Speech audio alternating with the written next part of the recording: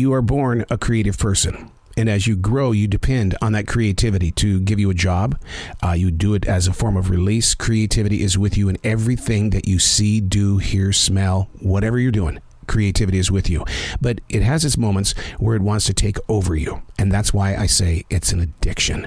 Unplug, because we will always say yes to creativity. Totally uncut, because we all make mistakes. So turn it into a tool. This is Arroe Unplugged. How's the day going? Things going good? What's happening in your world? Have you written about it? I'm always going to bring that up. Oh my God. It is going to be a very busy day inside this studio today. I mean, everything is planned out and it's ready to be played out. The focus is set on the physical performance. But I got to be honest with you, I'm no different than anybody else. I want to go outside and I want to play, to run like a wild child, to feed the heart and the imagination. In fact, the one thing that I learned about the COVID-19 lockdown was how important it is to be very active in your life, to give yourself play time. And I'm horribly guilty of getting too much of my job inside my heart, staying inside and forgetting that the mind needs some other nature. When COVID hit, we took 3 to 4 mile walks every single day. We were always eating outside, lunch and dinner, allowing the universe to move through each and every one of us. Now, I can't let this busy day in the studio put me back in a place where 4 walls and no windows allows you to just be a bump on a log. You got to get it done. And it does play out on the heart. It really does. And I'm not the only one who goes through this. So do you. You put yourself on a map and you say, this is the layout of my day. I cannot get out of this, because if I do walk away, then something isn't going to get done because you've planned out for it, or there's been some unexpected changes. And that is the big challenge, is that how are you going to prepare for the unexpected hit if you didn't do the job you needed to do? Hey, it's Arroe. This is The Daily Mess, a chronological walk through an everyday world. I am a daily writer. And this is how I pay attention to what is going on inside the world that I live. And I really do want to pay attention to how you're living and what your actions and reactions are, because I am a silent wolf. I sit beneath the brush and I watch as people grow forward. And you learn from that, because we learn from each other's lessons in life. This is The Daily Mess. There's no such thing as trying to catch up with sleep. I mean, sleeping longer might be a sign of tiredness or depression, but it's not connected to gaining access to evening up what we have lost due to our addiction to always move. This is why I do all I can to remain on a well-disciplined path of habits. I'm up at a certain time, I eat at a certain time, I go to bed at the same time.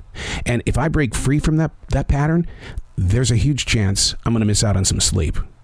As a child, I would stay in bed until 11 a.m., which today, that would just totally destroy me, because I've wasted half my day sleeping. I don't want to do that. So that's why I've always believed that sleeping is a collaboration. It is a personal partnership that builds up the ability to have the required strength to move through the unwritten expectations that I was just talking about. What I can't do, though, is that I can't take one of these midday naps. Because if I get into that habit, what I do in the daytime, all of a sudden it's like, wait. I have to jump off this course that I'm on, this Google Calendar moment, because it's nap time for me.